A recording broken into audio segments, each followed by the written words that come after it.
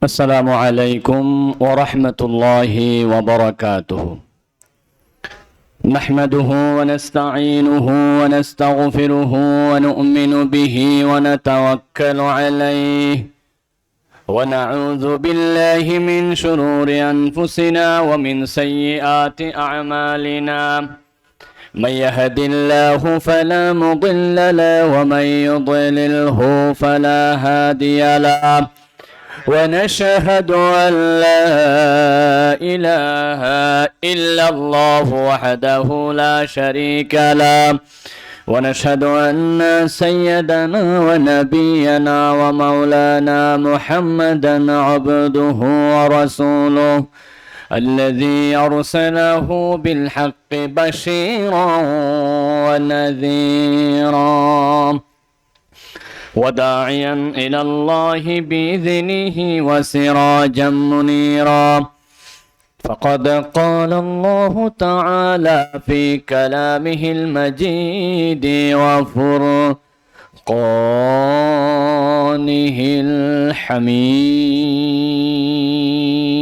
الحميد. أعوذ بالله من الشيطان الرجيم. بسم الله الرحمن الرحيم. إن الله وملائكته يصلون على النبي يا أيها الذين آمنوا صلوا عليه وسلموا تسليما. اللهم صل على سيدنا مولانا محمد وعلى آل سيدنا مولانا محمد. اللهم صل على سيدنا مولانا محمد وعلى آل سيدنا سعيد بير ما মুগ্ধ বাইরে মা, রায়হান বাইরে মা, ফয়সাল বাইরে মা, সাঈদ বাইরে মা, মুগ্ধ বাইরে মা, রায়হান বাইরে মা, ফয়সাল বাইরে মা। তোমরা বড়ই ভাগ্যবতী, আনলে ধরায় দিনের জ্যোতি। সালাম জানাই তোমায় ফেরেশতা আমার, সালাম জানাই তোমায় ফেরেশতা। আল্লাহুম্মা সাল্লি আলা সাইয়্যিদিনা مولانا محمد وعلى آل سيدنا. بلغ العلا بكماله كشف الدجى بجماله حسنت جميع خصاله. صلوا عليه وآله. بلغ العلا بكماله كشف الدجى بجماله حسنت جميع خصاله.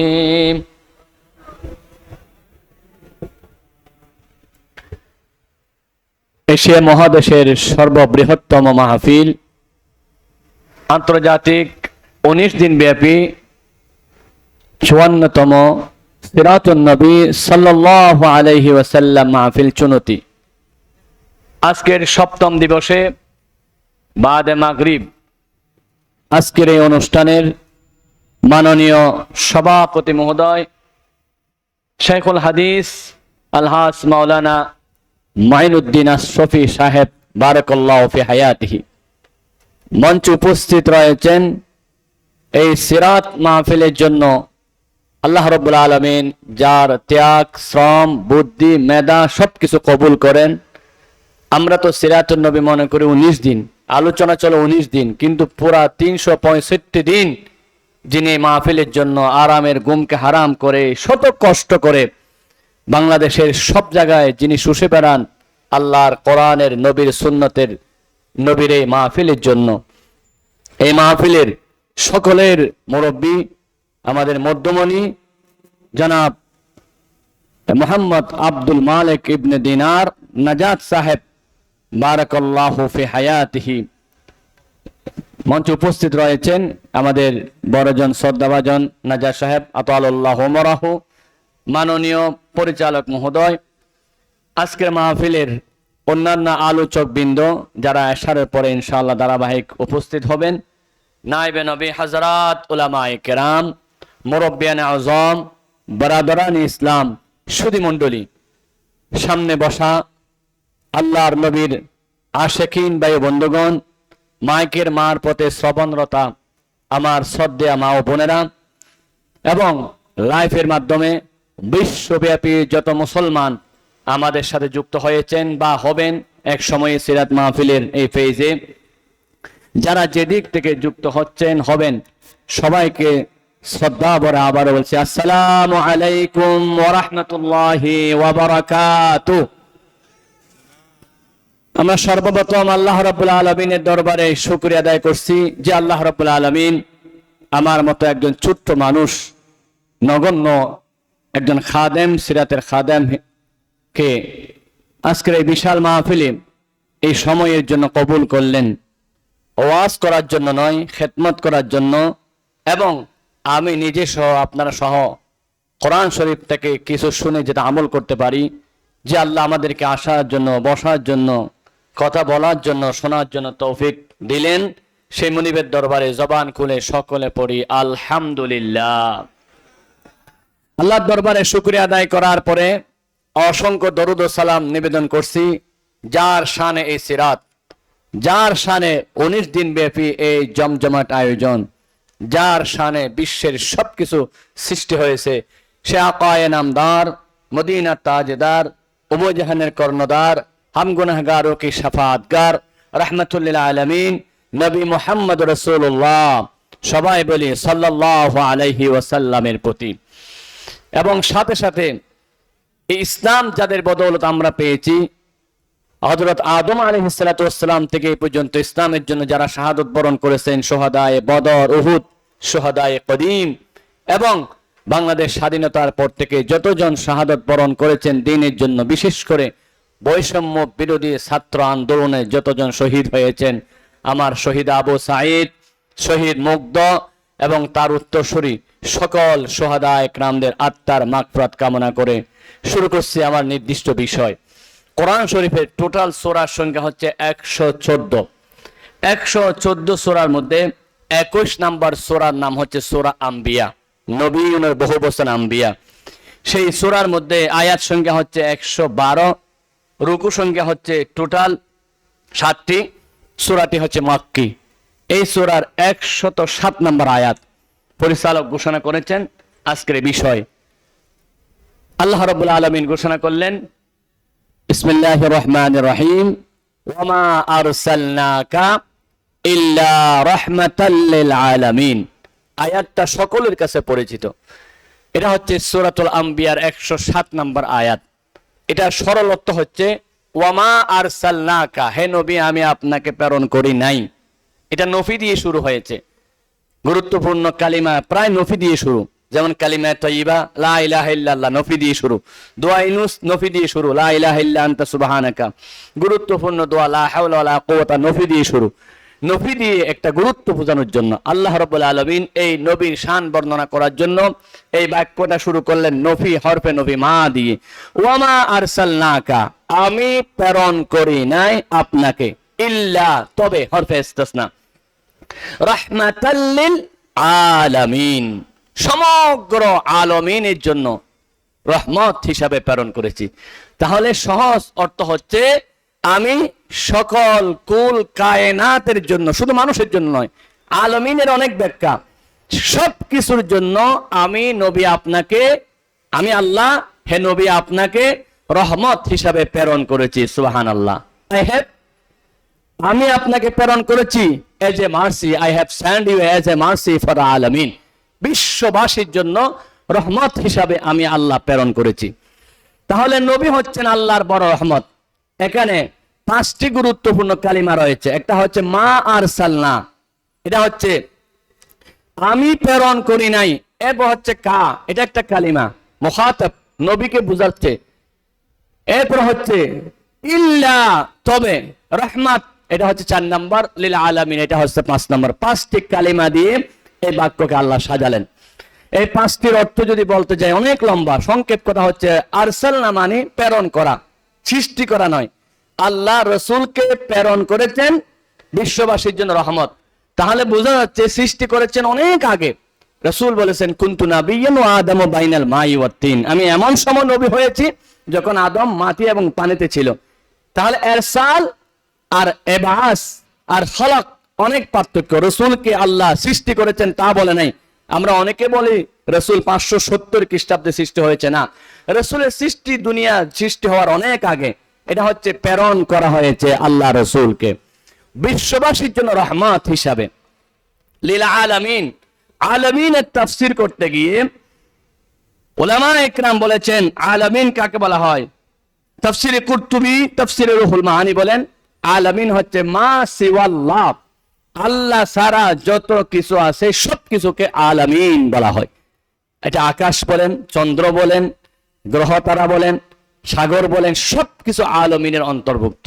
তার অর্থ হচ্ছে আমাদের রসুল শুধুমাত্র মানব জাতির নবী নয়, আমাদের নবী শুধুমাত্র দুনিয়ার নবী নয়, তিনি সকল আলামিনের নবী।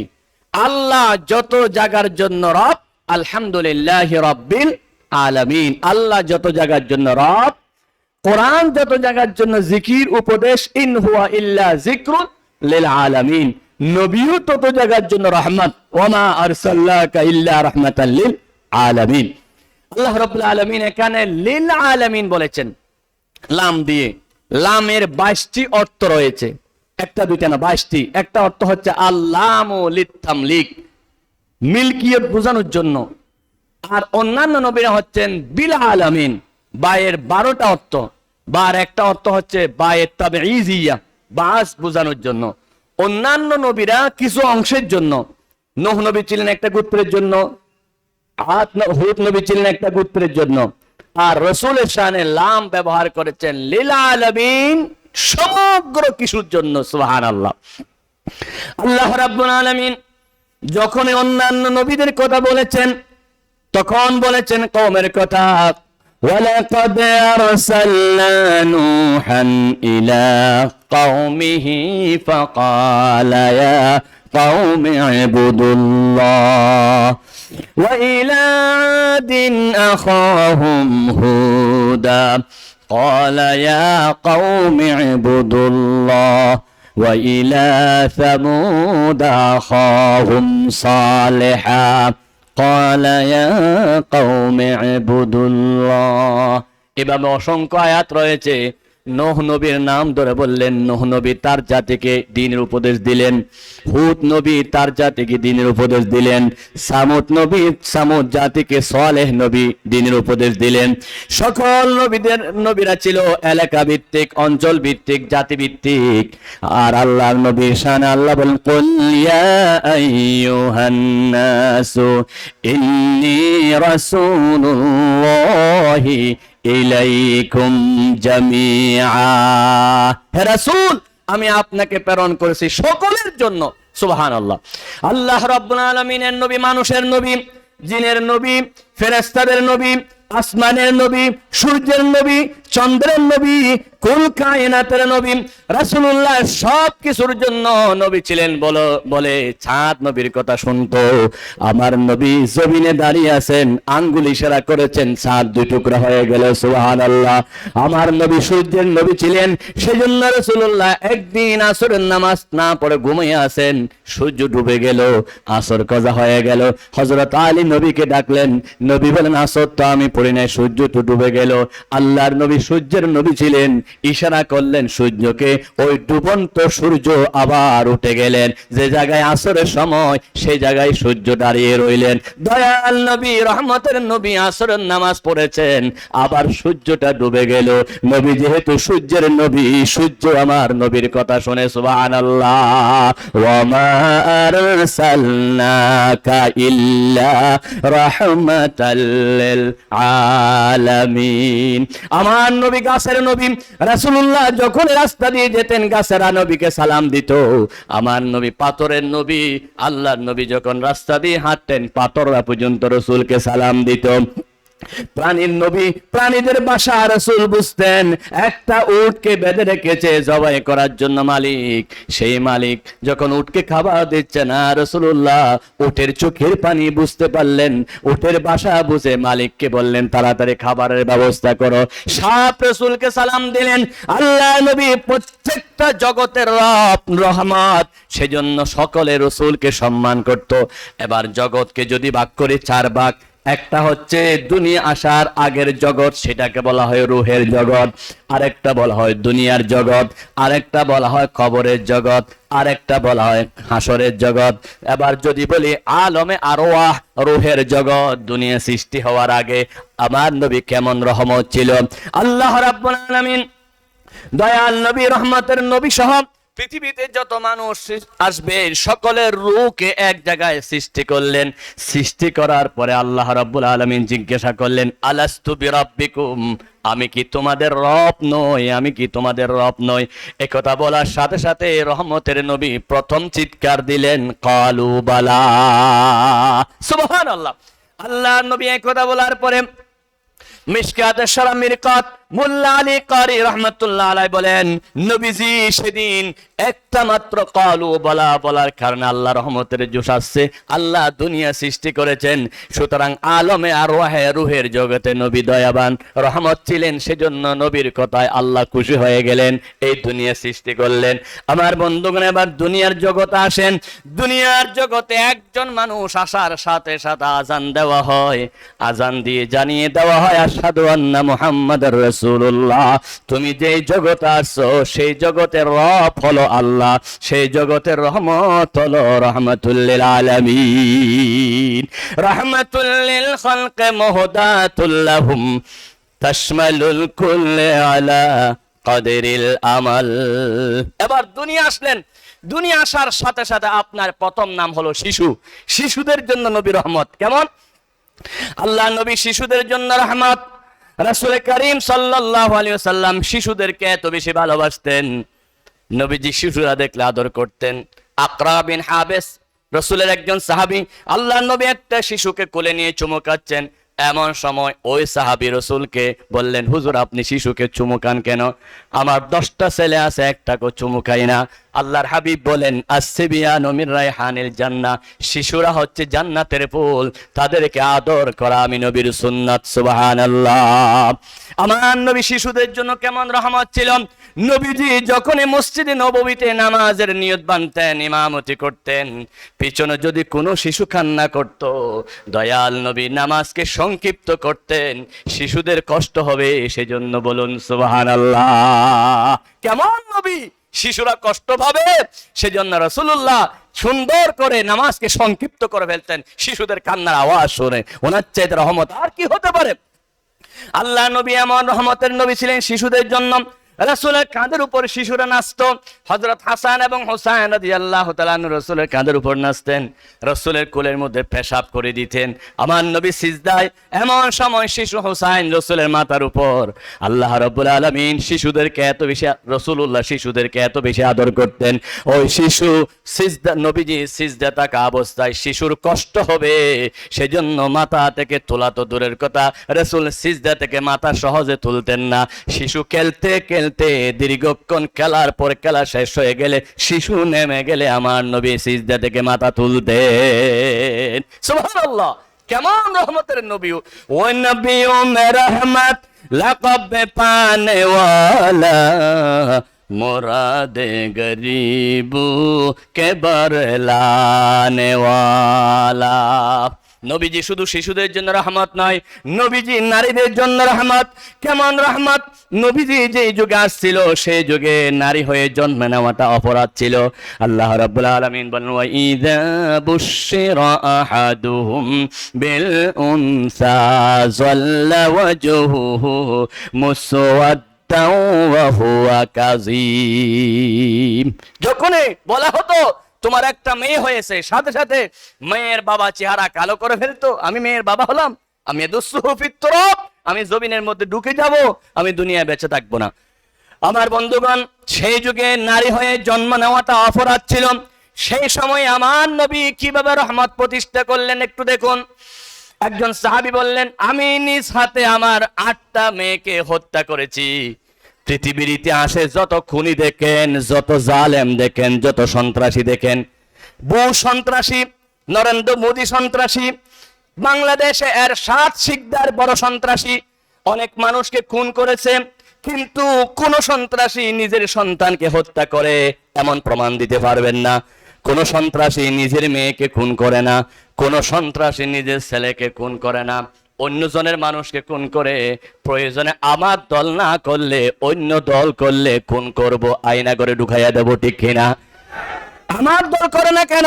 সে যেহেতু ইসলামের দল করে, কোরআনের দল করে, তাকে দুনিয়া রাখবো না, আয়না করে 10 বছর পর্যন্ত বন্দী করে রাখবো। এরকম নির্যাতনের ইতিহাস সৃষ্টি করে, কিন্তু নিজের ছেলেকে নিরাপত্তা দেওয়ার জন্য বিদেশ পাঠাইয়া দেয়, ঠিক কিনা? ছেলের নিরাপত্তা চায়, নিজের মেয়ের নিরাপত্তা চায়, সন্তানের নিরাপত্তা চায় পৃথিবীর সব সন্ত্রাসীরা, ঠিক কিনা? কিন্তু জাহেলি যুগের মানুষরা এত খারাপ ছিল, নিজের সন্তানকে নিজে হত্যা করত। কত বড় খারাপ ছিল দেখেন, নিজের সন্তান, নিজের মেয়ে। দেহিয়াতুল কলবি সম্ভবত উনি বলতেছেন, আমি বাহিরে ছিলাম, আমার স্ত্রী আমাকে খবর দিলে একটা সন্তান হবে। আমি আমার স্ত্রীকে বললাম, সন্তানটা যদি ছেলে হয় রেখে দিবা, মেয়ে হলে খুন করে দিবা, কারণ সিরাতুন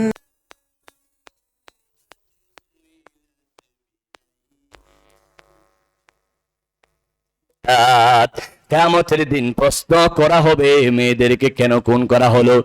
ওই সাহাবী বলেন, আমি যখন বাহির থেকে ঘরে আসলাম, আমার ঘরে একটা ফুটফুটে মেয়ে দেখলাম, আমি আর সহ্য করতে পারলাম না, মেয়েটাকে হত্যা করতে চাইলাম। মেয়েটাকে যখন হত্যা করতে চাইলাম, আমার স্ত্রী বলতেছে, এটা তোমার মেয়ে নয়, আমি একটা পালক মেয়ে পালতেছি। এই কথা বলার পরে আমি আর মেয়েকে হত্যা করলাম না।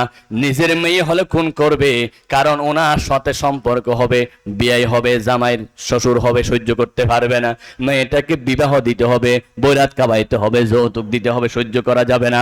কিন্তু পালক মেয়ে হলে অসুবিধা নাই। পালক মেয়ে হিসাবে এই মেয়েটা আদর করতে লাগলেন। এত বেশি আদর হয়ে গেল, বাবা মেয়ে সারা বাঁচে না, মেয়ে বাবা সারা বাঁচে না। যারা মেয়ের পিতা তারা জানেন মেয়ে কত আদরের নিয়ামত। বাবা যখন বাহির থেকে আসে, মেয়ে খানা রেডি করে রাখে, পানি রেডি করে, সব খাবার রেডি করে রাখে। কোনোদিন বাবা এবং মায়ের মধ্যে যদি আমেরিকা রাশিয়া যুদ্ধ হয়, মেয়ে কিন্তু বাবার পক্ষ নিয়ে বাবাকে মাকে ধরে থাকে, আমার আব্বার সাথে ঝগড়া করা যাবে না, কারণ আমার আব্বা হলো আমার কলিজা টুকরা নয়নমণি। পত্রিকায় একটা রিপোর্ট পেয়েছি, জানাজার লাশ সামনে হাজির, এমন সময় ইমাম সাহেব বলল, এই জানাজার লাশ থেকে কেউ টাকা পাবেন কিনা? টাকা পেলে আমি জানাজা পড়াবো না। পিছন থেকে একজনে বলল, আমি 50,000 টাকা পাবো। ইমাম সাহেব বললেন, ওনার বড় ছেলে, তুমি দায়িত্ব নাও। বড় ছেলে বলে, আমি ব্যবসায়ী, এই ঝামেলা আমি নিতে পারবো না। মেজো ছেলে বললে, আমি ডাক্তার, ওই টাকা দিতে পারবো না, আমার সময় নাই। ছোট ছেলে বলে, আমি ব্যারিস্টার, সময় নাই। ইমাম বলে, আমি জানাজা পড়াবো না। পাওনাদার বললে, জানাজা পড়াইতে দেব না। হাদিস সাক্ষী, রাসূল বলেন, জানাজার মাঠে পাওনাদারের পাওনা আদায় করতে হবে, কারণ কবরে সবচাইতে বড় প্রশ্ন হবে ওই প্রসঙ্গ নিয়ে, মানুষের হক নিয়ে। আমার বন্ধুগণ, ইমাম সাহেব নামাজ পড়াচ্ছেন না, ভিতর থেকে মেয়ে ডাক দিয়ে বলেন, আমার গলার হার, কানের দুল, নাকের ফুল, স্বর্ণের যা কিছু আছে সব আমার বাবার জন্য বিক্রি করব, তারপরও জানাজার মাঠে আমার বাবাকে কষ্ট দিব না। সুবহানাল্লাহ। এটা হলো মেয়েদের অভ্যাস। মেয়েরা বাবাকে বেশি ভালোবাসেন। সীমাহীন ভালোবাসা হয়ে গেল মেয়ে এবং বাবার মধ্যকার ভালোবাসার এক পর্যায়ে মা বললেন, তুমি যাকে বেশি ভালোবাসতেছো এটা তোমার মেয়ে, আমি মিথ্যা কথা বলছিলাম। এখন যেহেতু ভালোবাসার চরম পর্যায়ে পৌঁছে গেলে এখন আর হত্যা করবে না। কিন্তু কি জানো, আর কি নিকৃষ্ট হাইওয়ান আর সহ্য করতে পারে না। যখন শুনলেন আমার মেয়ে, সাথে সাথে বললেন, মেয়েকে সাজিয়ে দাও। মেয়েকে সাজিয়ে দেওয়া হলো। পাহাড়ের কিনারে নিয়ে গেলেন। নিয়ে যাওয়ার পরে পাহাড়ের পাশে মেয়েকে বসাইয়া গর্ত খনন করতে লাগলেন। গর্ত যত খনন করে শরীর থেকে গাম ঝরে আর ময়লা বাজে। মেয়ে আদর করে করে গামগুলো মুছে দেয় আর বলে, আব্বু তোমার কষ্ট হয়, এই কষ্ট আমার সহ্য হয় না। অথচ মেয়ে জানে না তার জন্য সে কষ্ট করা হচ্ছে। আমার বন্ধুগণ, গর্ত যখন এক সিনা পরিমাণ করলেন, করার পরে মেয়েকে হাত বাঁধলেন, পা বাঁধলেন, ওই মেয়েটাকে গর্তের ভিতরে ঢুকায়া উপরে থেকে এত জোরে পাথর মারতেছে মেয়ের সিনা বরাবর। মেয়ে মারা যাবে এমন সময় চিৎকার করে বলে, আব্বু আমি তো মা থেকে বিদায় নিয়ে আসি নাই, তুমি আমার জীবনটা ভিক্ষা দাও। মেয়ে হয়ে জন্ম নিয়েছে অপরাধ, আমাকে খুন করতেছো, আমাকে খুন করিও না, আমি ভিন্ন দেশে গিয়ে ভিক্ষা করে খাবো, তারপর আমার জীবনটা ভিক্ষা দাও। আমার বন্ধুগণ, নিষ্ঠুর পাষাণ ওই জাহেলি যুগের ওই মানুষের হৃদয়ে দয়া হলো না। তিনি আরেকটা পাথর মেরে মেয়ের সিনা ফেড়ে দিলেন, ফিনকি মেরে রক্ত বের হয়ে গেলেন। বাবার চেহারা রক্তে লালে লাল হয়ে গেল। কথাটা দয়াল নবীর সামনে বলতেছেন। রহমতের নবী চোখের পানি রাখতে পারলেন না, অজর নয়নে কাঁদতে লাগলেন। মানুষ হয়ে কিভাবে নিজের মেয়েকে খুন করেছেন। আল্লাহ রাব্বুল আলামিন বলেন, ওয়াইদাল মাউউদাতু সুইলাত বিআই যামবিন কুতিলাত। কিয়ামতের দিন প্রশ্ন করা হবে কোন অপরাধে তাদেরকে হত্যা করা হয়েছে। সেই রহমতের নবী ঘোষণা করলেন, আজকে থেকে মেয়ে হত্যা করা যাবে না। আজকে থেকে হত্যা তো দূরের কথা, মেয়ের বাবাকে গালিও দেওয়া যাবে না। লা তুকরিহু আবুল বানাত ফাইন্নী আবুল বানাত। মেয়ের পিতাকে গালি দিও না, আমি রাসূল মেয়ের পিতা। সুবহানাল্লাহ। আল্লাহর হাবিব বলেন, যার 4টা মেয়ে তার 4টা জান্নাত। সুবহানাল্লাহ বলেন। রাসূল বলে, আমার সাথে জান্নাতে যাবে 4টা মেয়ের মালিক। 3টা মেয়ে যার হয়েছে সেও জান্নাতে যাবে। নবীজি বলেছেন, মান আলা জারিয়াতাইন, যার 2টা মেয়ে হয় সেও জান্নাতে যাবে। আর নবী আরো বলেছেন, একটা মেয়েও যদি হয়, ওই মেয়েকে যদি লালন পালন করে মেয়ের উসিলায় বাবা মা জান্নাতে চলে যাবে। সুবহানাল্লাহ। সব হাদিস বলতেছি, আমার নিজের বানানো কথা, রাসূলের কথা। এখানে বড় বড় উলামা একরাম রয়েছে, বিশেষ করে আমাদের উস্তাদুল আসাতিজা সুন্নতি মাদ্রাসার প্রাক্তন প্রিন্সিপাল মহোদয়, মাননীয় মুরব্বী জনাব হাফিজুল্লাহ খোকন সাহেব, নাম নিতেও আমার ভয় লাগতেছে, অনেক বড় আলেম। এবং সুন্নতি মাদ্রাসার অসংখ্য উলামা একরাম, মুহাদ্দিসিন ইজাম, যাদের জুতার বাড়ি খেয়ে আমরা কিছুটা হলো লেখাপড়া করতে পেরেছি। এই সুন্নতি মাদ্রাসার এই মাঠে খেলাধুলা করে আমরা মানুষ হয়েছি। সুন্নতি মাদ্রাসা থেকে লেখাপড়া করেই আজকে জাতির সামনে 2-1 কলেমা, বড় আলেম তো হতে পারে না, 2-1 কলেমা কথা বলার সুযোগ হয়েছে। আমাদের উস্তাদরা অনেক বড় মুহাক্কিক আলেম এবং মুত্তাকি আলেম। আলহামদুলিল্লাহ। এখানে স্টেজের মধ্যে অনেক উলামা একরাম বসা আছে, সময়ের অভাবে আমি সকলের নাম নিতে পারতেছি না, দুঃখিত। বলতে চাচ্ছি, আল্লাহর নবী মেয়েদের জন্য রহমত। রাসূল সেদিন যদি মেয়ে হত্যা বন্ধ না করতেন, পৃথিবীর ইতিহাসে আমরা মা পেতাম না, বোন পেতাম না, আমরা মেয়ে পেতাম না। মেয়েরা আমাদের দেশে বড় বড় চেয়ারে বসতে পারতো না, ঠিক কিনা? আমার বন্ধুগণ, রাসূল করিম সাল্লাল্লাহু আলাইহি ওয়াসাল্লাম নারী হত্যা বন্ধ করে দিলেন। সেই জাহেলি যুগে নারীদেরকে হত্যা করা হতো। ফেরাউনের যুগে পুরুষকে হত্যা করা হতো। কোরআন শরীফে আছে ইউসাব্বিহুনা আবনাকুম ওয়া ইস্তাহয়ুনা নিসাকুম। ফেরাউন হত্যা করেছেন পুরুষ শিশুদেরকে, মুসা নবী আসবে সেই ভয়ে। আর জাহেলরা হত্যা করেছে নারীদেরকে, নারী হয়ে অপমান হবে সেজন্য। কিন্তু আমরা দেখেছি ফেরাউনের ইতিহাস হার মানিয়েছেন, নমরুদের ইতিহাস হার মানিয়েছে, সাদ্দাদের ইতিহাস হার মানিয়েছে। পৃথিবীতে যত জালেম আছেন সমস্ত জালেমকে হার মানিয়েছে 16 বছরের এই জালেম। এই জালেম নারীও হত্যা করেছে, এই জালেম পুরুষও হত্যা করেছে, এই জালেম আলেমও হত্যা করেছে, এই জালেম শিশুও হত্যা করেছে, এই জালেম তাহাজ্জুদ গুজার বান্দাদেরকে হত্যা করেছে, এই জালেম বিডিআর হত্যা করেছে, এই জালেম শেয়ার বাজার হত্যা করেছে। এমন একটা সেক্টর নাই সেই সেক্টরে জুলুমের 12টা বাজায় দেয় নাই, ঠিক কিনা? আল্লাহর কসম করে বলি, যদি নবী আসার দরজা বন্ধ না হতো, রহমতের নবী আসছিলেন সমস্ত জাতির জন্য রহমত নিয়ে, যদি বন্ধ না হতো তাহলে এখনো এই জালেমের বিরুদ্ধে কাজ করার জন্য আরেকটা নবী দরকার ছিল, ঠিক কিনা? কিন্তু আমাদের নবী এত পাওয়ারফুল নবী, এত সুপ্রিম পাওয়ারফুল নবী, কিয়ামত পর্যন্ত আমাদের নবীর উপরে কোনো নবী নাই এবং ওনার পাওয়ার এত বেশি, কিয়ামত পর্যন্ত ওনার ক্ষমতা থাকবে। সুবহানাল্লাহ, কিয়ামতের দিন ওনার ক্ষমতা থাকবে। সুতরাং আমরা জানিয়ে দিতে চাই, রহমত হলো শান্তি, রহমত হলো নিরাপত্তা, রহমতের বিপরীত হচ্ছে জুলুম। এই জুলুম দূর করার জন্য রহমতের নবী আসছিল। কিসের জুলুম? সেই যুগে ছিল নারী হত্যার জুলুম, সেই যুগে ছিল মদের জুলুম, সেই যুগে ছিল আমার বন্ধুগণ জানার জুলুম, খুনের জুলুম। সমস্ত জুলুমকে দূর করার জন্য আল্লাহ রাব্বুল আলামিন রহমতের নবী দিয়েছিলেন। সেই যুগে নির্যাতন ছিল, আমরা কিন্তু তার চাইতে বেশি কম নির্যাতন দেখি নাই। সেই যুগে মানুষের কাছে শিরকের জন্য মানুষ মূর্তি পূজা করত, বুকের নিচে মূর্তি রাখতো, হাতে মূর্তি রাখতো। আর বর্তমান যুগে আমরা কিছুদিন আগে দেখতেছি বছরে 700 কোটি টাকার মূর্তি নির্মাণ করেছে। যখন আমার দেশে পাহাড়ে একজন মা 12,000 টাকার বিনিময়ে শিশু বিক্রি করতেছে, তখন নিজের আব্বার নামে কোটি টাকা মূর্তি করে মূর্তি নির্মাণ করে বাংলাদেশের হাজার হাজার কোটি টাকা লুপাট করেছে, ঠিক কিনা? সেই যুগে ছিল মদ, আর বর্তমান যুগে সেই মদকে ইয়াবা, বাবা, ট্যাবলেট, ফেন্সিডিল, ক্যাপসুল কত নাম দিয়েছে। তাহলে সেই জাহেলি যুগ থেকে বর্তমান জালেমের 16 বছর জাহেলি যুগ আরো বেশি মারাত্মক ছিল, ঠিক কিনা বলেন?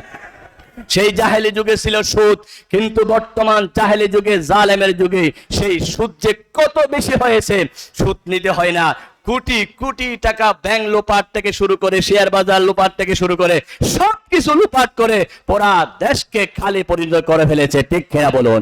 সুতরাং আল্লাহর নবীর রহমত না থাকার কারণে, নবীর অনুসরণ না থাকার কারণে সব জায়গায় জুলুম চলেছে। আর যদি নবীর রহমত থাকতো সব জায়গায় জুলুম চলতে পারতো না। জুলুমের কারণে মানুষ আরামে ঘুমাইতে পারে নাই। আমি এখানে চুনতিতে বারবার মাথা নিচু করে আসি, কারণ চুনতি আমার নানার বাড়ি, খালার বাড়ি, আত্মীয় স্বজন, লেখাপড়ার বাড়ি, সবকিছু। কিন্তু চুনতিতে যখন মাহফিল করতে আসছি, মাহফিল করে আসার সময়, যাওয়ার সময় মানুষ হাদিয়ে নিয়ে যায়। কিন্তু আমি চুনতি থেকে মাহফিল করে যাচ্ছি মামলা নিয়ে। কোথায়? গাড়ি ভাঙেছে মিডওয়ের সামনে, সেখানে মামলাটা আমার নামটা ঢুকাইয়ে দিয়েছে। আমি নাকি গাড়ি ভাঙার জন্য গেছি, আমি আসছি মাহফিলে সাতগড় বরগুনায়। কিন্তু সেই মামলায় ওসি শাহজাহান এমন বাবা আমাকে আর সাতকানিয়া লোহাগাড়া দীর্ঘদিন পর্যন্ত ঢুকতে দেয় নাই। অর্থাৎ জুলুম প্রত্যেকটা ক্ষেত্রে হয়েছে আমাদেরকে। এই যে আজকে দেখতেছেন চুনতির এই কর্মসূচি বইতে প্রত্যেক বছর আমার নামের ঠিকানা একটা পরিবর্তন হয়। পরিচালক মহোদয় জিয়াউল করিম সাহেব বলে, আপনি এত লড়েন কেন? আমি বলছি, ভাই জালেমের জ্বালায় কোথাও থাকতে পারি না। হক কথা বলতে গিয়ে বারবার মসজিদ ত্যাগ করতে হয়েছে। গত 23 আগস্ট 14 আগস্ট 2023 সালে বিশ্ব শ্রেষ্ঠ মুফাসসির আল্লামা সাঈদীকে যখন পরিকল্পিতভাবে খুন করা হয়েছে, সকল উলামায়ে কেরামদের চোখ দিয়ে পানি বের হয়েছে, কলিজা ভরা দোয়া হয়েছে। আমরা মসজিদে চিৎকার করে দোয়া করেছি। মসজিদ কমিটির মোতোয়াল্লির ছেলে আমাকে বলতেছে, আপনি যেহেতু বাংলাদেশের সবচাইতে বড় সন্ত্রাসী সাঈদীর জন্য দোয়া করেছেন, আপনি এই মসজিদে থাকতে পারবেন না। আমি বলছি, মসজিদ ছাড়তে পারি, হক কথা ছাড়তে পারি না, ঠিক কিনা? সেই জন্য মসজিদ চেঞ্জ করতে হয়েছে, চাকরি চেঞ্জ করতে হয়েছে। শেষ পর্যন্ত আমাকে গাড়ি করে নিয়ে একেবারে হালি শহরে একটা সাগরের পারে ফেলে দিয়েছে, মারতে মারতে আমি মারা গেছি ডেড বডি মনে করে ফেলে দিয়েছে। আমরা কত জুলুমের শিকার ছিলাম, শুধু রহমতের নবীর রহমত না থাকার কারণে প্রত্যেকটা সেক্টরে জুলুম ছিল কিনা, বলেছিল কিনা? বাংলাদেশে আমরা জানিয়ে দিতে চাই আর কোন সেক্টরে জুলুম করা চলবে না। আমরা রক্ত দিয়ে জালেম বিদায় করেছি, এখন জমিনে রহমত কায়েম করতে চাই। রহমত কায়েম করতে চাইলে নবীর আদর্শ ছাড়া কোনো বিকল্প পথ নাই। রহমত কায়েম করতে চাইলে কোরআন ছাড়া কোনো বিকল্প পথ নাই। এই জমিনে শান্তি চান কি চান না? মারামারি বন্ধ হোক চান কি চান না? খুনাখুনি বন্ধ হোক চান কি চান না? চাঁদাবাজি বন্ধ হোক চান কি চান না? ব্যবসায়ীরা সিন্ডিকেট করে ব্যবসার দাম বাড়াইয়ে দেবে, জিনিসপত্রের দাম বাংলাদেশের মুসলমান আর সহ্য করতে পারে না, ঠিক কিনা? একটু আগে মাগরিবের নামাজ পড়েছি, কত শান্তি। আমার মনে হয় লোহাগাড়া সাতকানিয়ায় নয়, চট্টগ্রামে এত বড় মসজিদ খুব কম আছে, বিশাল মসজিদ। ডানে দেখলে মনে হয় হাজার হাজার, বামে দেখলে মনে হয় হাজার হাজার। কি সুন্দর মসজিদ! এই মসজিদ নির্মাণ করতে গিয়ে কত কোটি টাকা খরচ হয়েছে, এখন অনেক কাজ চলতেছে, আমরা সবাই সহযোগিতা করব ইনশাআল্লাহ। মসজিদে নিরাপত্তা আছে কি নাই? বাংলাদেশে রহমতের বিপরীতে এমন জুলুম ছিল, প্রায় মসজিদের ইমামরা পর্যন্ত জালেম ছিল। কিরকম জুলুম মসজিদে চললে ওই বৈষম্য বিরোধী ছাত্র আন্দোলনের পরে মসজিদের ক্ষতি পালিয়ে যেতে হয়, ঠিক কিনা? কিন্তু গত জুমাবারে দেখি শট করে এসে ঢুকে গেছে। কি করে? শট করে ঢুকে গেছে বাইতুল মুকাররমে। জোরে বলুন নাউজুবিল্লাহ। আহা বলে শট করে ঢুকবে, এখন দেখি খতিবও শট করে ঢুকে।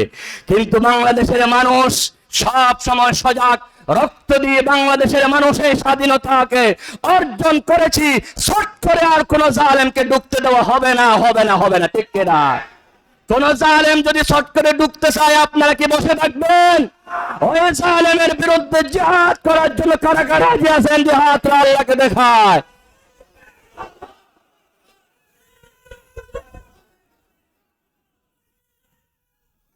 আল্লাহ রাব্বুল আলামিন বলেন, ওয়া মা আরসালনাকা ইল্লা রাহমাতাল লিল আলামিন। আমি আমার নবীকে বিশ্ববাসীর জন্য রহমত হিসাবে প্রেরণ করেছি। তোমরা যদি ব্যাংকে রহমত চাও, আজকে তো ব্যাংক খালি হয়ে গেছে, সেখানে যদি আবার রহমত ঢুকাইতে চাও, নবীর আদর্শ ঢুকাইয়া দাও। তোমরা যদি ব্যবসাতে রহমত চাও, শান্তি চাও, সেখানে নবীর আদর্শ ঢুকাইয়া দাও। একজন মেম্বার, চেয়ারম্যান, এমপি, মন্ত্রী সবার কাছে যদি শান্তি চাও, নবীর আদর্শ যারা মানে তাদেরকে তোমরা নির্বাচিত করো। যারা নবীর কথা বলে, যারা নামাজের কথা বলে, নবীর সুন্নতের কথা বলে, তাদেরকে নির্বাচিত করো।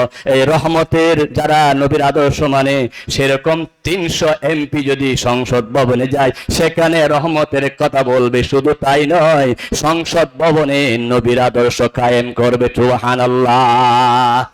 বাংলাদেশ যখন স্বাধীন হলো 1971 সনে, শুনলাম স্বাধীনতার পরে সোনার বাংলা। সোনার বাংলার স্থপতি বললেন, আমার কম্বলটা গেল কই? ডানে সুর, বামে সুর, সামনে সুর, পিছনে সুর, এটার নাম হলো সোনার বাংলা।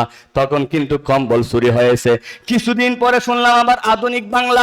আধুনিক বাংলায় আরো বেশি চুরি। এবার শুনলাম আমার বন্ধুগণ রূপের বাংলা।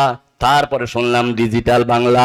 বর্তমান কিছুদিন আগে চলছিল স্মার্ট বাংলা, ঠিক কিনা? সোনার বাংলা মানে কম্বল চুরি, রূপার বাংলা মানে আরো বড় চুরি, ডিজিটাল আর স্মার্ট বাংলা মানে চুরি নয়, কোটি কোটি ডাকাতি। সোনার বাংলা সোনা দিতে পারে নাই, রূপার বাংলা রূপা দিতে পারে নাই, আধুনিক বাংলা মুক্তি দিতে পারে নাই, ডিজিটাল বাংলা শান্তি দিতে পারে নাই, স্মার্ট বাংলা সুরের ডাকাতের কাহিনী ছাড়া, খুনের রাজত্ব ছাড়া আর কিছু দিতে পারে নাই। এবার আমরা 54 বছরে দেখেছি সোনার বাংলা, রূপার বাংলা, আধুনিক বাংলা, ডিজিটাল বাংলা, স্মার্ট বাংলা। আজকে সিরাতুন নবী থেকে জানিয়ে দিতে চাই, আমরা এখন আল কোরআনের বাংলা চাই। কি চাই? আল কোরআনের বাংলা চাই। রাজি আছেন সবাই? আল কোরআনকে সংসদ ভবনে পাঠাতে রাজি আছেন? 5 আগস্ট বৈষম্য বিরোধী ছাত্ররা যখন গণভবনে নারে তাকবীরের স্লোগান দিল, বাংলাদেশের প্রত্যেকটা ইঞ্চি জমিন আল্লাহু আকবার ধ্বনিত প্রতিধ্বনিত হয়েছে, ঠিক কিনা? সে গণভবনে শপথ অনুষ্ঠান হয়েছে, কোরআন তেলাওয়াত দিয়ে। সুবহানাল্লাহ। কি সুন্দর একটা দৃশ্য! গণভবনে জমা সহকারে নামাজ পড়েছেন আমার ছাত্র ভাইয়েরা। সুবহানাল্লাহ। আমার বন্ধুগণ, গণভবনে নারে তাকবীরের স্লোগান, গণভবনে জামাত সহকারে নামাজ, গণভবনে কোরআন তেলাওয়াত যেমনে শুনছি, সে গণভবনে আল্লাহর কোরআনের সংবিধান চায় কি চায় না? গণভবনে, বঙ্গভবনে, সংসদ ভবনে যারা যারা রহমতের নবীর আদর্শ চাই, ওমা আরসালনাকা ইল্লা রাহমাতাল লিল আলামিনের আয়াতের অনুসারে যারা যারা কোরআনের বাংলা চাই, হাত আল্লাহকে দেখায়। আল্লাহ আমাদেরকে কবুল করুন, আমাদের সংসদ ভবনকে কোরআন দিয়ে সাজিয়ে দিন, নবীর আদর্শ দিয়ে সাজিয়ে দিন, বলুন আমিন। আল্লাহ সেজন্য বলেন ওমা আরসালনাকা ইল্লা রাহমাতাল লিল আলামিন। রাসূল কারীম সাল্লাল্লাহু আলাইহি ওয়াসাল্লাম শিশুদের জন্য রহমত নয়, নারীদের জন্য রহমত নয়, এবার রাসূল ছিলেন যুবকদের জন্য রহমত। আল্লাহ নবী যখন যুবক হলো, বয়স 17 বছর, আল্লাহ নবী 17 বছর বয়সে একটা সমিতি গঠন করলেন, তার নাম ছিল কি? হিলফুল ফুজুল। হিলফুল ফুজুলের সবচাইতে মূল দাবি ছিল আল্লাহ ইউকিমাজ জালিমা ফিল মক্কা, এই মক্কা শরীফে কোন জালেম থাকতে পারবে না। আল্লাহু আকবার। বলুন দেখি, হিলফুল ফুজুলের মূল উদ্দেশ্য কি ছিল? কোন জালেম মক্কায় থাকতে পারবে না। আমরা সিরাতুন নবী থেকে জানিয়ে দিতে চাই, কোন জালেম বাংলাদেশে থাকতে পারবে না। সে যে প্রকারের জালেম হোক, পুরাতন জালেম হোক, নতুন জালেম হোক, কোন শক্তিকে বাংলার জমিনে আর জুলুম করতে দেওয়া যাবে না। আল্লাহ ইউকিমাজ জালিমা ফিল মক্কা রাসূলের রহমতের মূল বাণী ছিল যুবকদের জন্য রাসূল রহমত। আল্লাহ নবী যুবকদের জন্য কেমন রহমত? রাসূল কারীম সাল্লাল্লাহু আলাইহি সাল্লাম বলেছেন উসিকুম বিশাবাবি খায়রা, যুবকদের জন্য ভালো আচরণ করতে আল্লাহ আমাকে নির্দেশ দিয়েছেন। আল্লাহ নবী মিম্বারে দাঁড়িয়ে আছেন, এমন সময় জারীর নামক একজন যুবক মসজিদে ঢুকতে পারে নাই, তিনি মসজিদে জায়গা পাই নাই। রাসূলুল্লাহ মিম্বার থেকে চাদর নিক্ষেপ করে দিলেন, বলে আমার চাদরটা বিছায়া তুমি জরির বসো। সুবহানাল্লাহ। ওই যুবক চাদরটা মুখে নিলেন, চুম্বন খেলেন, মাথার উপরে রাখলেন, আর বললেন আকরামাকাল্লাহু ইয়া রাসূলুল্লাহ কামা আকরামতানি। আল্লাহর নবী, আমি যুবককে আপনি সম্মান দিলেন, আপনি আমাকে সম্মান দিলেন, আপনার চাদরে বসার মতো সাহস আমার নাই। যেভাবে আমি যুবককে সম্মান দিলেন, তার চাইতে বেশি সম্মান আল্লাহ আপনাকে নসিব করুন। আমার রাসূল যুবকদেরকে বেশি মহব্বত করতেন, যুবকদের জন্য রহমত ছিলেন। রাসূল বলেছেন, আমি যখন কালিমার দাওয়াত নিয়ে আসলাম, বুড়ারা আমার সাথে বিরোধিতা করেছেন, যুবকরা আমাকে সহযোগিতা করেছেন। বাংলাদেশের এই নতুন প্রেক্ষাপটে সবচাইতে বড় অবদান হচ্ছে যুবকদের, ঠিক কিনা? 71 সালে বাংলাদেশ স্বাধীন করেছে যুবকদের রক্তের বিনিময়ে। 52 সালে বাংলাদেশের ভাষা বিজয় হয়েছে যুবকদের রক্তের বিনিময়ে। সুবহানাল্লাহ বলেন। আর 2024 সালে বৈষম্য বিরোধী ছাত্র আন্দোলনে যুবকরা বিজয় হয়েছে যুবকদের রক্তের বিনিময়ে। সুবহানাল্লাহ। শহীদ আবু সাইদ যুবক ছিলেন, মুগ্ধ যুবক ছিলেন। আমার বন্ধুগণ, এই যুবকরাই ইসলামের বড় অবদান রেখেছেন, বলে আলহামদুলিল্লাহ। আমার বন্ধুগণ, আল্লাহ নবী যুবকদের জন্য রহমত, রাসূল তেমনি মুরব্বীদের জন্য রহমত। আল্লাহ নবী বলেন মাল্লাম ইয়ারহাম সাগীরানা ওয়া লাম ইউক্কির কাবীরানা ফালাইসা মিন্না। রাসূল বলেন, যে মুরব্বিকে সম্মান করে না, ছোটদেরকে আদর করে না, সে আমার উম্মত হতে পারে না। সুবহানাল্লাহ। রাসূলের একজন সাহাবী নাম ছিল হযরত আলী রাদিয়াল্লাহু তাআলা আনহু। মসজিদে ঢুকতেছেন, সামনে একটা মুরব্বি পড়ে গেল। ওই মুরব্বি আস্তে আস্তে হাঁটতেছে। আলী মনে করলেন, আমি যদি মুরব্বিকে সম্মান দিই, নবীর পিছনে নামাজ 1 রাকাত ছুটে যাবে। আল্লাহ নবীর পিছনে নামাজ কত মজা, আরো মসজিদে নববীতে 1 রাকাতে হাজার হাজার রাকাতের সওয়াব। তিনি মনে করতেছেন, আমি যদি দেরি করে যাই নামাজ ছুটে যাবে, আবার যদি দৌড়ে যাই মুরব্বিকে ধাক্কা দিতে হবে। মুরব্বিকে ধাক্কা দিলেন না, তিনি মনে করলেন নামাজ ছুটে গেলে আমি আবার পড়বো, কিন্তু মুরব্বির সাথে বেয়াদবি করব না। মুরব্বির পিছনে আস্তে আস্তে গেলেন। একটা রুকু করতে যদি 2 মিনিট সময় লাগে, সেদিন আল্লাহর নবী 20 মিনিট রুকুর মধ্যে রয়ে গেলেন। আল্লাহ নবী নামাজ শেষ করে বললেন, আলী রে, তুমি একটা মুরব্বিকে সম্মান দিতে গিয়ে যখন নাকি আস্তে আস্তে হাঁটছো, আল্লাহ খুশি হয়ে গেছে। আল্লাহ বলেন, হে নবী, আলী মুরব্বিকে সম্মান দিচ্ছেন, আমি আরশ আজিম থেকে আলীর সম্মানে আপনি নবীকে রুকুর মধ্যে রেখে দিয়েছি। যতক্ষণ আলী আসবে না, ততক্ষণ মাথা তোলা যাবে না। আল্লাহু আকবার। রহমতকুন নজর বরহা لزارم یا رسول اللہ गरीबम बेनवायम खाक सारम या रसूल अल्लाह। নবীজি প্রত্যেকটা বিষয়ের জন্য রহমত।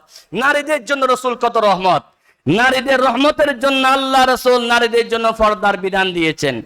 আচ্ছা বলুন, পর্দার বিধান শান্তির জন্য নাকি গজবের জন্য? ডাক্তাররা গবেষণা করেছেন যে মহিলা পর্দা মানে সেই মহিলাদের শরীরে ক্যান্সার হবে না। সুবহানাল্লাহ। চামড়ার মধ্যে ক্যান্সার হবে না, যেহেতু সেই চামড়াটা পর্দার ভিতর থাকে। নারী যদি পর্দার ভিতর থাকে তাহলে সেই মহিলা থেকে নেককার আল্লাহর ওলি পরহেজগার বের হবে। বলুন সুবহানাল্লাহ। আপনারা শুনে আশ্চর্য হয়ে যাবেন, আমি জীবনে পড়েছি আল্লামা সাঈদী সাহেবের মা প্রতি 3 দিনে 1 খতম কোরআন শরীফ পড়তেন। আল্লাহ রাব্বুল আলামিন ওনার পেট থেকে বিশ্ব মুফাসসির সাঈদীর মতো সন্তান দিলেন। সুবহানাল্লাহ। মা যদি পর্দানশীল হয় সন্তান আল্লাহর ওলি হয়, মা যদি দিনদার হয়, মুত্তাকি হয়, তাকওয়াবান হয়, সন্তানের অনেক মর্যাদা উঁচু হয়ে যায়। সুবহানাল্লাহ। এই পর্দার বিধান কোন দেশীয় কথা নয়, পর্দার বিধান কোন রাজনৈতিক বক্তব্য নয়। পর্দার বিধান হলো আল্লাহর কোরআনের সূরাতুল আহজাবের 33 নম্বর সূরা 33 নম্বর আয়াত, ওয়াকারনা ফি বুয়ুতিকুন্না ওয়ালা তাবাররাজনা তাবাররুজাল জাহিলিয়াতিল উলা। সেই পর্দার বিধান আমাদেরকে অবশ্যই মানতে হবে। আজকে বৈষম্য বিরোধী ছাত্র আন্দোলনের পরে বাংলাদেশ যখন নতুন স্বাধীনতার মুখ দেখেছে, যখন মানুষ পর্দার পক্ষে দ্বীনের পক্ষে চলে আসছে, সেই সময়েও বাংলাদেশের এক বেয়াদব গত 5 দিন আগে বিবৃতি দিয়েছে 1400 বছর পরে পর্দা নীতি মানা যাবে না। জোরে বলুন নাউজুবিল্লাহ।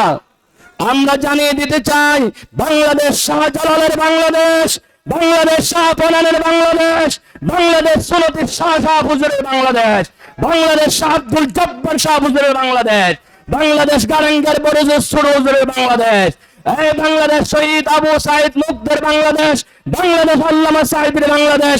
এই জমিনে পর্দার বিরুদ্ধে কথা বললে বাংলাদেশের একজন মুসলমানও বরদাস্ত করতে পারবে না, পারবে না, পারবে না। ঠিক কিনা?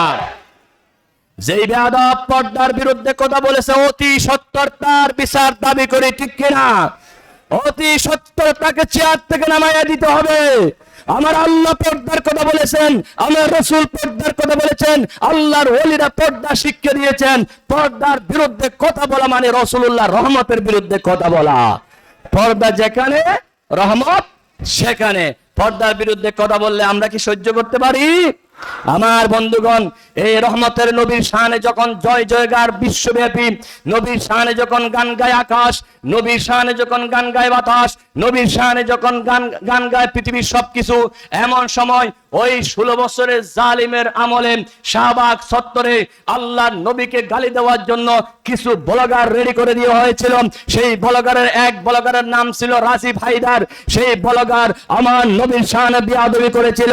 যে ব্লগাররা রাসূলের বিরুদ্ধে কথা বলেছিল শাহবাগ চত্বরে, তাদেরকে দিনে 2 বেলা বিরিয়ানি খাওয়াতো, তাদেরকে পকেটে টাকা দেওয়া হতো। এবং যে ব্লগার রাসূলের শানে বিয়াদবি করেছিল 2013 সালে শাহবাগে, সেই ব্লগারকে নাম দেওয়া হয়েছিল দ্বিতীয় মুক্তিযোদ্ধা। জোরে বলেন নাউজুবিল্লাহ। আমরা সেদিন বিরোধিতা করেছি। বাংলাদেশের লক্ষ লক্ষ আলেম, সেদিন আল জাজিরা রিপোর্ট করেছে হেফাজতের সেই অনুষ্ঠানে 70 লক্ষ মানুষ হয়েছিল। আল্লাহু আকবার। রাতের অন্ধকারে তাদেরকে বোমা মেরে শেষ করে দেওয়া হয়েছিল। আল্লাহ বেশি দূর নয়, যেভাবে রাতের অন্ধকারে আলেমদেরকে হত্যা করেছে, আলেমদের চোখের পানি জমিনে পড়েছে। আল্লাহ রাব্বুল আলামিন 41 সাল পর্যন্ত পরিকল্পনাকারীকে 41 মিনিটও সময় দেয় নাই, শুধু জুলুমের কারণে। ঠিক কিনা বলেন? সুতরাং যে শাহবাগ চত্বরে রাজীব হায়দার ব্লগাররা রাসূলকে গালি দিয়েছিল, আজকে সেই শাহবাগ চত্বরে রাসূলের পক্ষের লোকেরা মিষ্টি বিতরণ করে বিজয় আনন্দ প্রকাশ করেছে। ঠিক কিনা? এটাই হলো আল্লাহর ফয়সালা, কুলিল্লাহুম্মা মালিকাল মুলক তুতিল মুলকা মান তাশা ওয়া তানজিউল মুলকা মান তাশা। আমরা সুন্নতি সিরাতুন নবী মাহফিল থেকেও জানিয়ে দিতে চাই, যখনই রাসূলের বিরুদ্ধে কথা বলবে, আমরা দল চিনি না, মত চিনি না, রাজনৈতিক চিনি না। এই জমিন সৃষ্টি হয়েছে যেই রাসূলের জন্য, আসমান সৃষ্টি হয়েছে যেই নবীর জন্য, কুল কায়নাত সৃষ্টি হয়েছে যেই নবীর জন্য। সেই নবীর বিরুদ্ধে যদি রাজীব হায়দারের মতো বেয়াদবের মতো কেউ কথা বলতে চায়, সেই নবীর বিরুদ্ধে যদি কোনো ব্লগাররা কথা বলতে করতে চাই, সেই নবীর বিরুদ্ধে কোন নাস্তিক যদি আওয়াজ জবান করে, বাংলার জমিনে লাখো লাখো মানুষ নিজের জীবনের রক্ত দিয়ে ওই ব্লগারের বিরুদ্ধে জিহাদ করতে হবে। কারা কারা রাজি আছে জিহাদ আল্লাহকে দেখায়?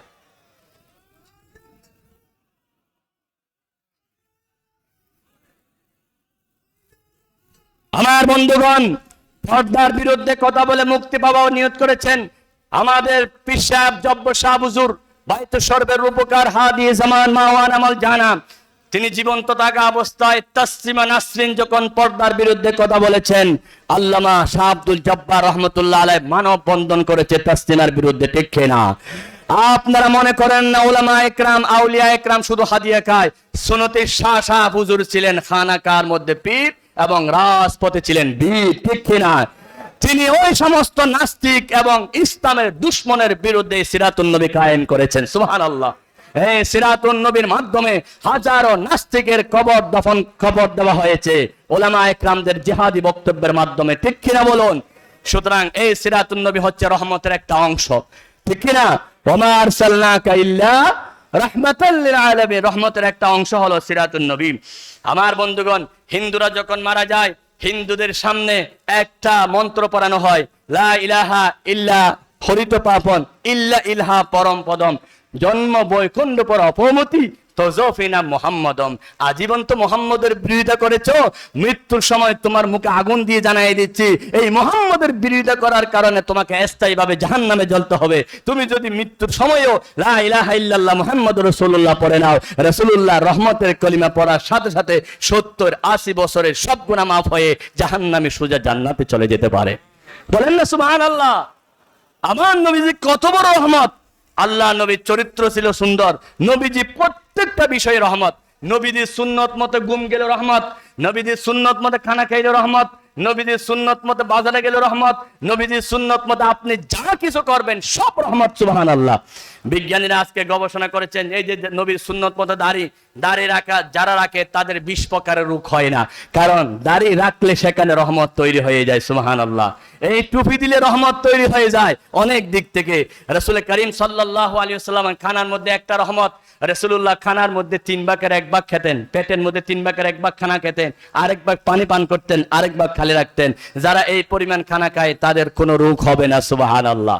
রাসূলুল্লাহর একটা রহমত হচ্ছে হাঁটার জন্য, আল্লাহ নবী হাঁটতেন, রাসূল করিম সাল্লাল্লাহু আলাইহি ওয়াসাল্লাম যেই পরিমাণ হাঁটতেন সেই পরিমাণ হাঁটলে পরে কোনো ডায়াবেটিস রোগ হবে না। সুবহানাল্লাহ। রাসূল করিম সাল্লাল্লাহু আলাইহি ওয়াসাল্লামের সুন্নত মতো যদি কেউ পানি পান করে, সেই পানি বিষে পরিণত না হয় রহমতে পরিণত হবে। দুইজন বন্ধু, একজন মুসলমান আর একজন হিন্দু, দুই বন্ধু রাস্তায় চলাচল করত। দ্বিতীয় বন্ধু, হিন্দু বন্ধু, বিবাহ করার পরে একদিন নিজের স্ত্রীকে বলে, oh my dear wife, give me 1 glass water. রাত 12টা বাজে, বলতেছে আমাকে 1 গ্লাস পানি দাও। স্ত্রী 1 গ্লাস পানি দিল। এবার স্বামী বলতেছে লাইটটা দাও। স্ত্রী বলতেছে এত রাতে ডিস্টার্ব করো না, পানি চেয়েছো পানি দিয়েছি, লাইটের কি কাজ? স্বামী আস্তে করে লাইট দিলেন, লাইট দিয়ে পানির দিকে দেখে বলতেছেন লা ইলাহা ইল্লাল্লাহু মুহাম্মাদুর রাসূলুল্লাহ। তিনি কলমা পড়ে মুসলমান হয়ে গেলেন। স্ত্রী বলতেছে এখানে কলমা পড়ে মুসলমান হওয়ার কি আছে? তুমি পানি চাইছো পানি দিয়েছি, লাইট চাইছো লাইট দি নাই। ওই হিন্দু বন্ধু বলেন, আমার একটা মুসলমান বন্ধু আছে, মুসলমান বন্ধুর একজন নবী আছে, রহমতের নবী মুহাম্মাদুর রাসূলুল্লাহ সাল্লাল্লাহু আলাইহি ওয়াসাল্লাম। সেই রহমতের নবী বলেছে পানি পান করতে যদি 5টা সুন্নাত পালন করে এই পানি মানুষের জন্য রহমত পাবে। 1 নম্বরে পানি পান করতে বসে পান করতে হবে, 2 নম্বর দেখে পান করতে হবে, 3 নম্বর বিসমিল্লাহ বলে পান করতে হবে, 4 নম্বর 3 ঢুক করে পানি পান করতে হবে, 5 নম্বর পানি পান করার পর আলহামদুলিল্লাহ বলতে হবে। এই 5টি সুন্নত যদি পালন করে ওই পানিটা তোমার জন্য বিষ না হবে, রহমত হবে। আল্লাহ নবীর একটা সুন্নত, আমি হিন্দু হলো আমার জন্য রহমত। নবীর সুন্নত পালন করে আমি যখন পানি পান করার জন্য পানি দেখলাম, দেখতেছি একটা বিষাক্ত বিচ্ছু। ওই বিচ্ছুটা দেখে আমি আশ্চর্য হয়ে গেলাম। যদি নবীর সুন্নত না মানতাম তাহলে অবশ্যই আমি পানি পান করতাম, আমি মারা যেতাম, তুমি বিধবা হয়ে যেতা। যেই নবীর একটা সুন্নত পালন করার কারণে আমার জীবন বেঁচে গেল, সেই নবীর উপর কলমা পড়া ছাড়া আমার কোনো ভয় নাই। লা ইলাহা ইল্লাল্লাহু মুহাম্মাদুর রাসূলুল্লাহ সাল্লাল্লাহু। मंबाए उल्फत बने और मादने शफकत बने, सारे आलम के लिए पैगंबरे रहमत बने। আমার নবী শুধু দুনিয়ার জগতের রহমত নয়, আবার যদি কবরস্থানে যায় আল্লাহ নবী কিরকম রহমত দেখেন। কবরস্থানে যাওয়ার সময় নবীর নাম দিয়ে দিতে হবে, বিসমিল্লাহি ওয়া আলা মিল্লাতি রাসূলিল্লাহ। কোন নেতার নামে কবর দেওয়া হবে নাকি? হবে? কোন দলের নামে কবর দেওয়া হবে নাকি? সুতরাং আজকে থেকে তওবা করুন, এমন দল আমরা করব না সেই দলে নবী নাই, ঠিক কিনা? এমন দল আমরা করব না সেই দলে নামাজ নাই, এমন মেম্বার চেয়ারম্যানকে ভোট দেব না যারা নামাজ পড়ে না, ঠিক কিনা? অমুক ভাইয়ের চরিত্র ফুলের মতো পবিত্র, অমুক ভাইয়ের মার্কা কি বোতল ছাড়া আর কি, বোতল মার্কা দেখিয়ে ভোট দিবেন, হাসিয়া বোতল করে ঝিকঝিক ভোট দিবেন, ঠিক ঠিক। বোতল ভাইয়ের চরিত্র ফুলের মতো পবিত্র, নামাজ নাই এক ওয়াক্ত, শয়তানের ভক্ত, চুলে দাড়ি কম ভক্ত, গাঁজা খায় সব ভক্ত। সেই সমস্ত গাঁজাখোররা সংসদ ভবনে নাচ দিয়ে ড্যান্স দিয়েছে, গান দিয়েছে, সংসদ ভবনকে পর্যন্ত নাপাক করে ফেলেছে, ঠিক কিনা? আমার বৈষম্য বিরোধী ছাত্র আন্দোলন সেখানে নারে তাকবীরের স্লোগান দিয়ে ওই জালেমের নাপাকি থেকে মুক্ত করলো, সুবহানাল্লাহ। আমার বন্ধুগণ, নবী কেমন রহমত। কবরস্থানে দিতে গেলে নবীর নাম দিতে হয়। এবার কবরস্থানে প্রশ্ন করবে আপনাকে তিনটা, মার রব্বুকা ওয়া মা দীনুকা ওয়া মান নাবিয়্যুকা। বুখারী শরীফে আছে একটা প্রশ্ন করবে, ওয়া মান হাযার রাসূলুল্লাযী বুইসা ফীকুম, তুমি এই নবীকে চিনো কিনা? যদি কোন রহমতের নবীর উম্মত যদি বলে এটা তো আমার নবী, এটার জন্য সুন্নতি 19 দিন ব্যাপী সিরাতুন নবী মাহফিল হয়েছে, এটার জন্য আমি দাঁড়িয়ে রেখেছি, এই নবীকে খুশি করার জন্য সুন্নত মতো আমি আমল করেছি, এটা আমার নবী, আমি নবীর পাগল, এই কথা বলার সাথে সাথে কবরস্থানে আপনার জন্য কেমন রহমত চালু হবে। নবীজি বলেছেন, আফরিশুহু ফিরাশাল জান্নাহ আলবিসুহু লিবাসাল জান্নাহ ওয়াসকিনহু মাসকানাল জান্নাহ ওয়াফতাহ লাহু বাবাম মিন আবওয়াবিল জান্নাহ। নবীকে চিনার সাথে সাথে তোমার বিছানা হবে জান্নাতের, তোমার পোশাক হবে জান্নাতের, তোমার খাবার হবে জান্নাতের, তোমার জন্য জান্নাতের দরজা খুলে দিবেন। কিয়ামত পর্যন্ত ওই কবরে আরামে ঘুমাবা একমাত্র রহমতের নবীর উসিলায়। রাহমাতুল লিল খালক মুহদাতুল লাহুম তাশমাদুল কুল্লি আলা কদরিল আমান। কবর জগতের শেষ, এবার হাসরের জগৎ। আল্লাহর নবী যে প্রত্যেক জগতের রহমত সেটা বুঝাচ্ছে। হাসর জগৎ যখন শুরু হয়ে যাবে আমার নবী কি রহমত, সুবহানাল্লাহ। হাসর জগতে আপনার বাবার আপনার থেকে দূরে চলে যাবে। আল্লাহর কোরআন, ইয়াউমা ইয়াফিরুল মারউ মিন আখিহি ওয়া উম্মিহি ওয়া আবি, সবাই একজন অপরজন থেকে দূরে চলে যাবে, সেটার নাম হাসর। হাসরের কথা বুঝাতে কষ্ট হয়েছিল, এখন আর বুঝাতে কষ্ট হয় না। হাসরের ময়দানে যেমন পালিয়ে যাবে, বাংলাদেশের ময়দানও নেতা পালিয়ে গেছে কর্মী ছেড়ে, ঠিক কিনা? আমি রাস্তা দিয়ে হাঁটার সময় একদিন দেখতেছি ডাস্টবিনে একটা ছেলে কুকুরে টানাটানি করতেছে। আমি চিন্তা করলাম, নিজের চোখে দেখতেছি পৃথিবীর শ্রেষ্ঠ জীব মানুষ, সেই মানুষকে কুকুরে টানাটানি করতেছে কেন? পরে খবর পেলাম একটা মহিলা খারাপ কাজ করেছেন, জেনা করেছে, অবৈধ সন্তান হয়েছে, অবৈধ সন্তানকে ফেলে মা চলে গেছেন, বাপ চলে গেছেন। কেন? সন্তানটা বৈধ না অবৈধ? বলেন না, বৈধ না অবৈধ? কোন বৈধ বাবারা সন্তান ফেলে চলে যায়? কোন বৈধ বাবারা সন্তান ফেলে মা চলে যায়? অবৈধ মা অবৈধ বাপ যখন সন্তান পেলে চলে যায়, বাংলাদেশে যারা 3 বার অবৈধ নির্বাচন করেছে বিকাশের মাধ্যমে এমপি হয়েছে, তারাই দেশের সবকিছু ফেলে চলে গিয়েছে, ঠিক কিনা? শুধু অবৈধ হওয়ার কারণে, বৈধ হলে কিন্তু পালাতো না, বলতো আমি এখানে থেকে যাবো যেহেতু আমি বৈধ। ছেলে অবৈধ হলে যেমন মা বাপ পরিচয় দিতে চায় না, কর্মী এবং নেতা অবৈধ হলে হতে চাইলে সে আর পরিচয় দিতে চায় না। কিভাবে আমরা সেই রাজনীতি করতে পারি? কিছুদিন পর আমার আম্মা আসবে, কিছুদিন পর আমার দল আসবে, সবকিছু বুকাস কথা। অবৈধ কোনোদিন আর আসতে পারে না। আমার বন্ধুগণ, হাসরের ময়দানে সবাই সবার থেকে পালিয়ে যাবেন, সমস্ত উম্মতরা যাবে। আদম নবীর কাছে, আপনি আমাদের বাবা, আমাদের জন্য দোয়া করুন, সুপারিশ করুন। আদম বলবে লাস্তু হুনাকুম ওয়া ইয়াজকুরু খাতিয়াতুহু। নূহ নবী বলবে আমি পারবো না। ইব্রাহিম নবী বলবে আমি পারবো না। সমস্ত নবীরা হায়রান হয়ে যাবে, একমাত্র আমার নবী, আপনার নবী, রহমতের নবী আরশ আজিমের ডান পাশে সিজদায় পড়ে থাকবে। আমার নবী চোখের পানি ফেলে আল্লাহর দরবারে কাঁদবেন।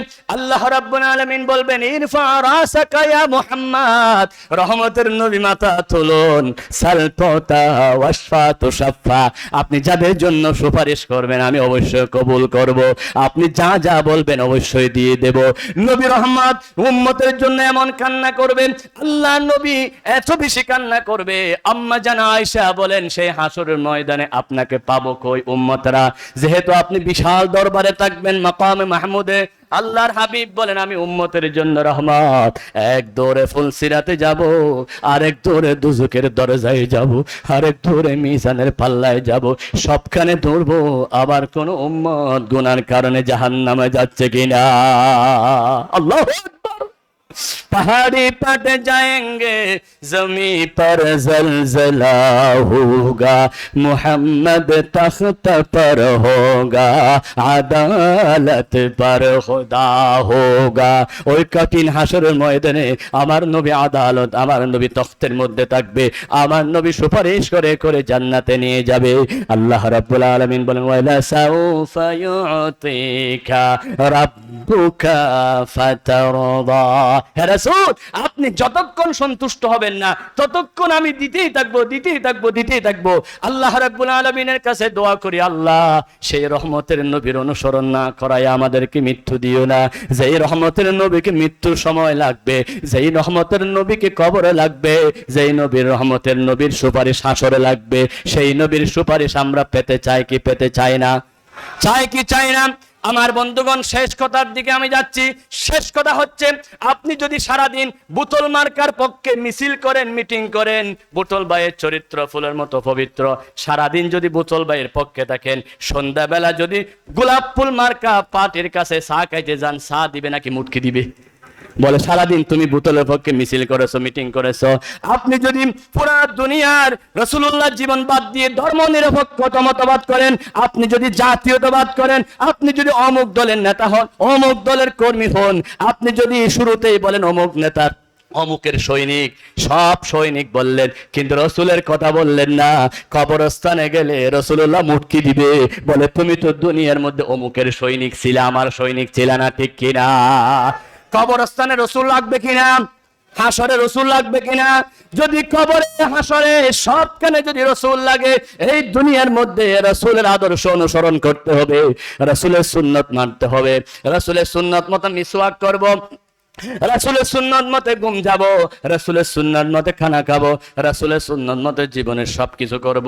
আমার নবী যদি রাজি হয়ে যায়, আল্লাহ যদি রাজি হয়ে যায়, আল্লাহ রাব্বুল আলামিন বলেন মাইয়ুতির রাসূলা ফাকাদ আতা আল্লাহ। যারা আল্লাহকে রাসূলকে অনুগত করলো সে আল্লাহর অনুগতশীল হয়ে গেল।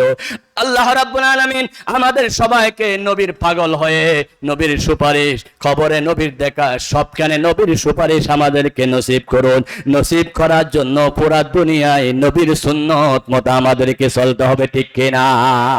যারা দুনিয়ায় নবীর সাথে থাকবে, কবরে হাসরে নবী তাদের সাথে থাকবে, ঠিক কিনা? আল মারু মা মান আহাব্বা, তুমি যাকে মোহাব্বত করো তার সাথে তোমার হাসর হবে।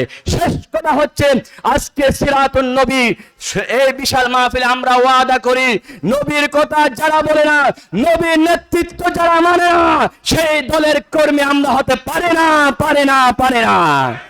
আজকে থেকে সবাইকে বলতে হবে আমরা কার সৈনিক? রাসূলের সৈনিক।